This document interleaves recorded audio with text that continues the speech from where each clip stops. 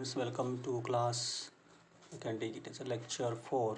Okay, so in the previous video we had learned regarding the factors affecting the DTA curve, that is your differential thermal analysis curve, and in that we have learned regarding the sample characteristics and instrumental characteristics, then finally the furnace characteristics, and I think recorder. Okay, and finally we have touched with these environmental factors. So this much you have taken under DTA in the previous video. So today we will see the some of the advantage of this instrument, DTA, differential thermal analysis. This instrument can be used at a very high temperatures. Right here, this instrument can be used at high temperature. This is what important here, and it is highly high sensitive in nature, and you can see the characteristic transition or reaction temperature can be accurately determined here. That is your characteristic transition.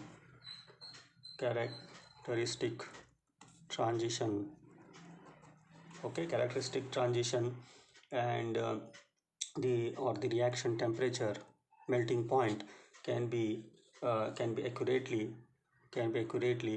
determined. So this is what the one of the advantage of this DTA. So this is the more, I can say, advanced than the TGA. Okay, so TGA is thermogrametric analysis. Then this is been more scientific is the DTA, and next is your DSC, that is differential scanning calorimeter. So this is how both all work is same here, just to see the change in the phase transition. Okay, so their work is to see the change in the phase transition, that is the change of sample from solid to liquid, then gas, like this. Okay, so that we call it as a physical change or phase transition.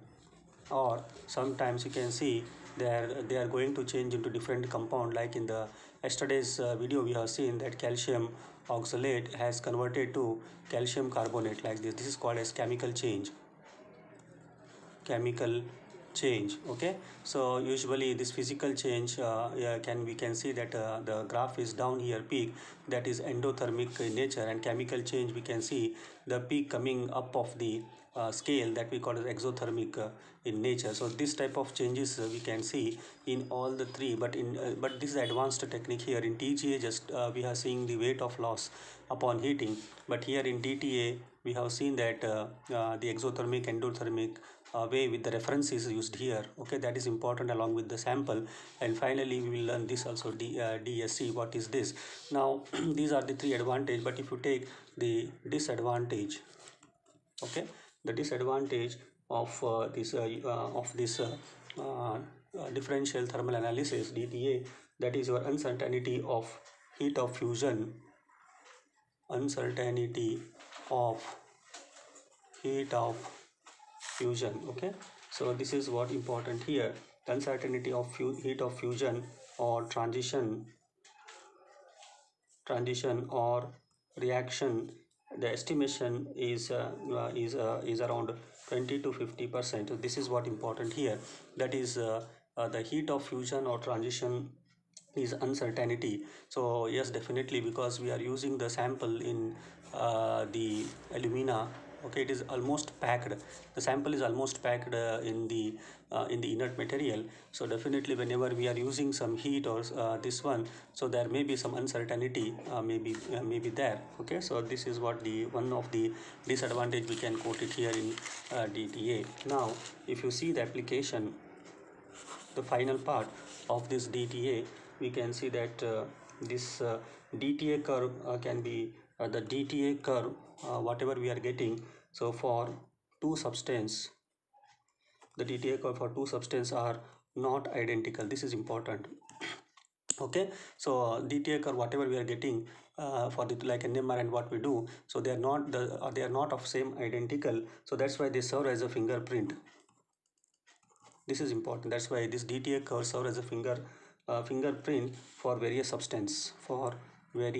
substance. This is the first application you can quote of the DTA. Now if you go for second, it is used to study, DTA can be used to study characteristic of polymeric material, characteristics of polymeric material. This is the advantage. This is the application of DTA. So even the polymeric in the graph you have seen, the exothermic and endothermic type of peaks we are going to get, TG, that is your glass transition temperature. So this is one of the application of the DTA, and even it is used for testing purity of drugs. Okay, sample, purity of drug sample, and also to test quality, and also to test quality control. Okay, quality control of number of substance like cement, soil, glass, etc.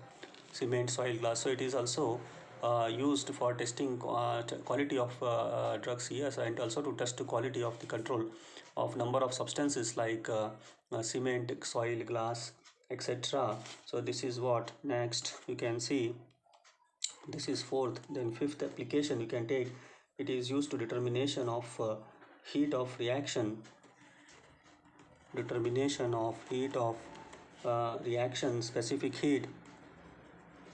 Okay, specific heat and energy change, and energy change, okay, occurring during melting, process of the substance. So this is also one of the application you can show during melting process. And again you can see the sixth, you can take it as the application in the ligand stability, that is thermal stability of ligand. Thermal stability of ligand. In the study of thermal stability of the ligand gives the information about the ligands in coordination sphere. Okay, so it gives the information of ligand in coordination sphere. So these are some of the application part of the DTA, that is no two substances have the same identical DTA curve, so beautifully it can act as a fingerprint for various substances. With study of the characteristic of polymeric material then it is testing of purity of the drugs in the sample to test the quality control of number of substance like cement, soil, and you can see glass. Okay, so in these industries you can see this DTA is used, determination of heat of the reaction, specific heat, and finally you can see the energy change occurring during the melting process. Okay, this also is the application of DTA.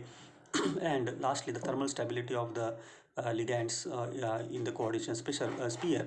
But the changes in the coordination sphere with respect to thermal stability of the ligands can be studied with the help of this DTA. So hopefully I think you have come to know all this working procedure, and I think everything we have learned here in this DTA today's class. And now we will go for the next concept, the new concept, that is your DSC, that is your differential scanning calorimeter. Differential scan calorimeter. Okay, as I said, now we started with TGA. Okay, so this is the measure of the change in mass of the sample. Then now in the previous we learned DTA, that is your differential thermal analysis, that is the temperature difference, measure of temperature difference, okay, between sample and reference. So this is what, and now we are learning DSC, that is differential scanning calorimeter, which is a change of heat flow between sample and reference. This is the difference here. So all are same here. So TGA, we are measuring the change of mass here. Okay, we have taken the example of copper sulfate, calcium oxalate. Similarly DTA, it's nothing but differential temperature difference between the sample and reference. So we have taken maximum example for this also, and today we are learning the new concept, that is your DSC, that is heat of flow between the sample and reference here. So this is the modification. So this is the this is the older part, then intermediate, and today you can see that the most sensitive and most accurate is a DSC now what we are using here. Okay, so this is how the thermal analysis. So we can see this has been in this way arranged. Still more is there, but in your syllabus, so you have seen that only 3 thermal analysis procedure is given, followed by voltammetry in the next concept. Okay, now what is this differential scanning analysis? It is a measure, the difference in the heat flow, difference in heat flow, this is important. Okay, in between, difference in between, difference in the heat flow between sample and reference material. So heat flow, as we know, is directly proportional to Cp, that is heat capacity of a material, heat capacity of material. So heat flow is directly proportional to Cp, which is the heat capacity of the material for a given material for a given temperature, at a given temperature. This is your Cp, and this Cp is given by QE divided by delta T by T. Okay, so this is what which is equal to Q into T. Okay, so this T gone, so it becomes around Q by delta T. Okay, so this is what now Cp is equal to Q by delta T.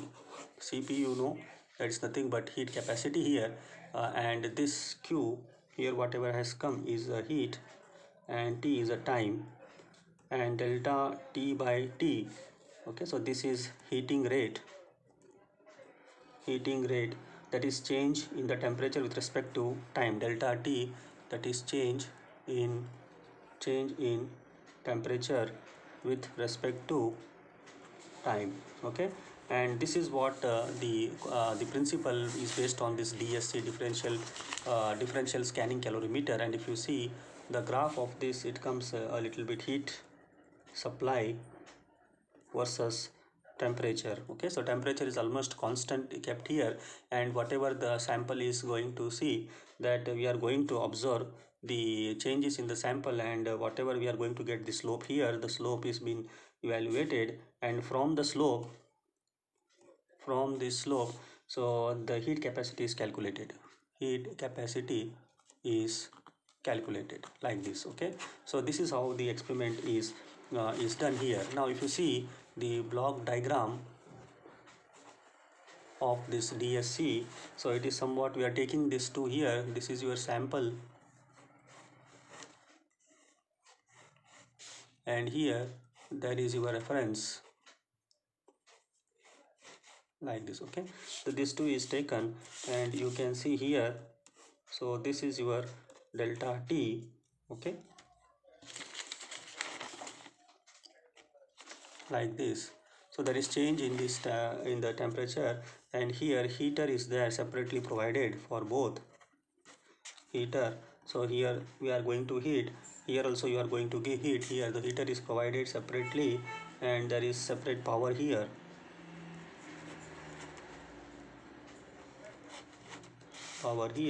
and finally you can see the both is giving is output.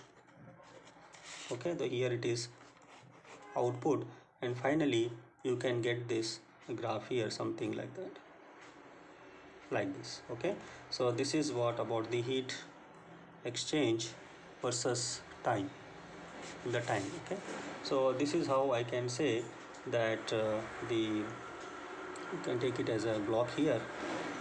Okay, so like this. So here from heater to power here, so here also power, and you can see, so this is how you can see that block diagram is, we can see in this way. So here also you can see the sample is taken and reference is taken in this folder, and the change is going to observe now here, and heater is here, so we are providing the heater here, equal amount of heating will be done from here to here sample, and you know that reference is highly stable. Okay, so reference remains to be stable, and but whatever sample we are having, we are giving the heat here, definitely sample is going to absorb the heat or evolve the heat. Okay, so that is like exothermic or endothermic.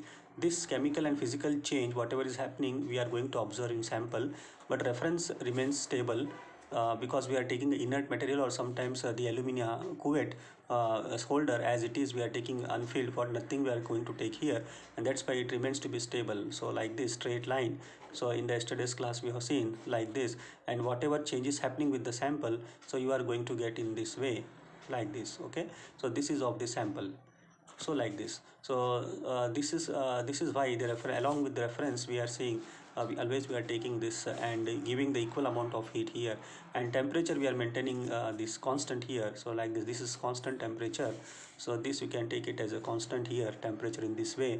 Okay, so it may be here 100 degree, 200 degree, 300 degree, like this. Okay, and in this we are and at this temperature we are seeing what now, the change in the like this. So like this exothermic, endothermic changes in what is happening here. So this is what we are seeing in this case here. And whatever this side we are saying there is no change because of the stability is more, but this side whatever we are going to see, that the sample depends on the sample, either it may that means the physical or chemical change is going to happen here, and this is recorded now. There is a power here, and this will be recorded by the recorder here, and the output signal will be given, and finally you can get a graph here with respect to time or heat exchange. So you are going to get this type of graph. Okay, so even temperature and all, as I said, so depending on the readings whatever you get, so if you take the plot the graph time versus the heat exchange, so from the slope also you can calculate the heat capacity from the linear heating rate. Okay, so from linear heating rate mode, so you can calculate this also. So this type of graph also you are going to see in the DSC, okay, differential scanning calorimeter. Now if you see this DSC, so it also has the two types, that is your power compensation DSC, power compensation DSC, that is your power compensation DSC, and second heat flux DSC, heat flux DSC, that is differential scanning calorimeter. Power compensation DSC, differential scanning, and the heat flux differential scanning calorimeter. So this is how we are going to see the two types A and B is observed in DSC. Almost in all the factors, they both are having showing the same. Like in the sample holder,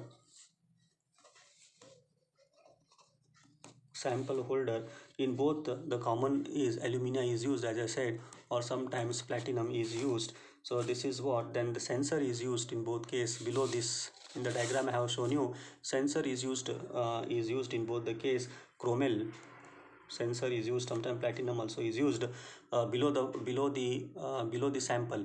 Okay, so this is if your sample this is there, so here something the sensor is used like this is a sensor. So both in chromel or platinum is used in both the case. And if you see the furnace, so in the furnace, if you see in this A1, A means what, power compensation DSC. So double heating furnace block is used, double heating block is used in A, that is compensation DSC, double heating block is used. But in B, that is your heat flux B1, heat flux DSC, in here the furnace is single heating block, is used. This is a small difference we can see in both the both this. And even the now temperature controller,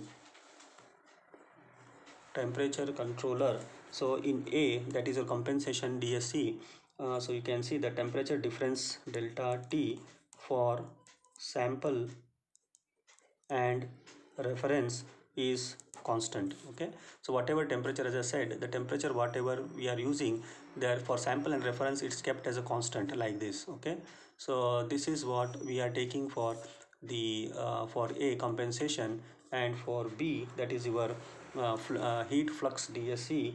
So here the temperature difference, that is your delta T for sample and reference, they is varied. So this is very much important. Okay, this is the difference between A and B, that is your reference compensation, power compensation, and heat flux. So this is the second difference we can observe here. Now with this, what change you are going to observe, that is for the compensation DSC, you can see because of this better resolution is obtained, better resolution is seen, okay, in compensation DSC. And the B, if you say the flux, heat flux DSC, it is more sensitive to thermal environment. This is more sensitive to thermal environment, okay. This is more sensitive to thermal is more sensitive to thermal environment. So this is what I can say, that the difference between the power consumption DSC and the flow flux DSC. So this is how we can see. And moreover here, so what we can say is exothermic, and similarly as in the previous case what we had learned, exo and endo. So exo, we can see that heat evolve is the exo, where the peak is coming upside, and endo is heat absorb. Heat absorb is the endo, and the change in enthalpy with respect to time is calculated. Change in enthalpy, that is important. Change in enthalpy with respect to time, okay, is calculated here, and given delta H is equal to K into A, where K is calorimetric constant. Calorimetric constant, this is K, and A is area under curve. Area under curve. This also one type of calculation of DSC, where K is calorimetric constant is given, and A is area under curve. Whatever this under curve, whatever the curve we are going to get, so this area under curve, so that is here A here, and by which we can calculate the enthalpy change, okay, with respect to the time. And that's why this is called as even it is called as thermogram. Whatever we are getting, the graph, we are calling it as a thermogram, okay. And this heat of peak, whatever the heat of height of peak, whatever we get, this height of peak, whatever we get in the graph, from the graph, it is directly proportional to rate of reaction, directly proportional to the rate of the reaction with this. So what happens, we can study, even we can study the kinetics of reaction, kinetic study, okay. So the height of the peak is directly proportional to the rate of the reaction, so which is helping us to helping us to study the chemical study of the kinetics of the reaction here. So this is what the second next concept of the DSC, that is differential scanning calorimeter. Now if you see, the thermogram is affected by our factors affecting thermogram. Whatever we are getting this thermogram here, so what are the different, if you take is the instrumental factor, so one by one if you see, so the first one you can take, that is your heating rate, okay, furnace heating rate, furnace heating rate, this is important, okay. So heating rate is very much important. So as I said in the previous, let it be TG or DTA, it should be optimum. So there should not, the heating rate is very much important, so there should not be any contamination of the holder maybe, or some other ingredients whatever we are using, so that the sample is going to interference will be there. So that in that case we have to see that the furnace heating rate should not affect our thermogram. So that is what the first factor we have to check here. The next we can see is a recorder speed, okay. So the recorder speed should be optimum, not too fast and not too slow, to get good thermogram. So this is what the third, you can see the furnace atmosphere is very much important, okay. So that's why we are using nitrogen or argon, inert gas we are using, okay, so that it should not interfere. And that is the sensitiveness, that is the difference between normal melting point what we take in the laboratory and this instrument. In normal in laboratory we can see, so there may be some other alterations between the atmospheric gases and all, and that is eliminated here by using the nitrogen or argon inert gas. In this case, either it may be DT or in this DSC. So this is what is stabilized, so the instrument is stabilized here, and we can see that whatever the atmospheric gases we are going to take here, it should not interact with the sample. There should not be any reaction with the sample. So that's why it has to be stabilized. So this thing you have to keep in the mind. The next is what? Geometry of sample holder.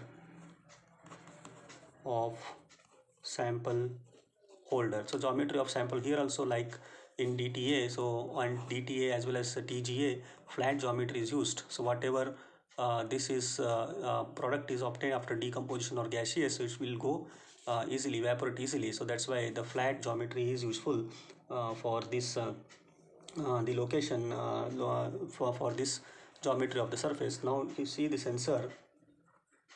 sensor used, always the sensor is used should be used below the sample, exactly, not far. Okay, so this also factor is important.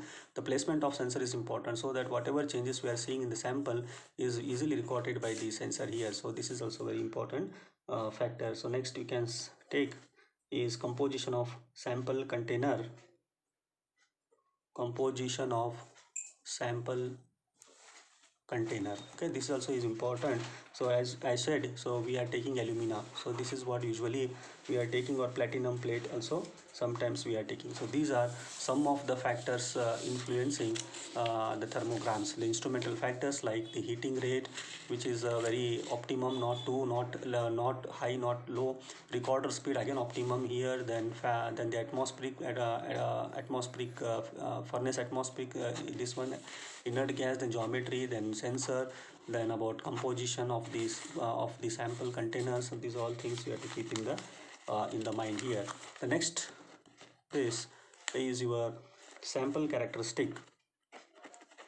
Sample characteristic. Now if you see the sample characteristic, the amount of sample, how much sample you are going to take in a sample in the cuvette, in the shoulder, so they should not exceed. So here if you see, so it is in milligrams. Okay, so usually around 5 to 10 milligram, this is the best we are taking for DSC, not more than this. Very less the amount of sample you are taking, that much sensitive and very good thermogram you are going to get. Okay, not more than this. This is what about the sample. Now nature of sample. You see the sample may be like amorphous, or it may be crystalline, it may be granule, like this. Okay, so for all case you can see it affects the thermogram. If you take amorphous or something, you may get very sharp like this, but if you take granule, so you may get something like that. So like this, so there is the effect of the nature of sample also, how you take. So this is what you have to take care with respect to sampling. The next is sample packing. Sample pack, so uniform. So we know that the sample packing should be very uniformly, as usual in thermogramming. This is very much important. Okay, next is particle size. So it may be granular, as I said now, powder. Okay, so this is what you can see. It depends on particle size also. So it should be very finely particled, powder size should be there when you select for the particle size. Okay, then it depends on heat of reaction. The factor depends on heat of reaction. Next you can see that it depends on the solubility of evolved gas. Solubility of evolved gas. Okay, solubility of evolved gas in the sample. So this also is possible. So whatever the gas is evolved in the, whenever you put the heat from the heater, so what will happen, the solid is going to convert into liquid. Okay, and from liquid is going to convert into sample. So this, whenever the gas is evolved here, so this should not get dissolved in the sample again. So that is what we have to keep in the mind here. So solubility of evolved gas should not react with the furnace atmosphere, or sometimes the evolved gas also. So whatever the furnace atmosphere you are using, so this should not react with this furnace atmosphere. So if it happens, then definitely you can see that the melting point will differ, and we are going to get the thermogram not effectively. So this also you have to keep in the mind. Okay, so I think this is more than sufficient in this video. So almost we have learned a maximum thing in DSC. In the next video, so we will take some of the advantage and disadvantage of this differential scanning calorimeter, and that will complete your the three terms of thermal analysis, that is TGA followed by DTA and today DSC. Okay, so these three term will be over, so that in the next video we'll go for the next important concept of instrumental method, that is your voltammetry. Thank you.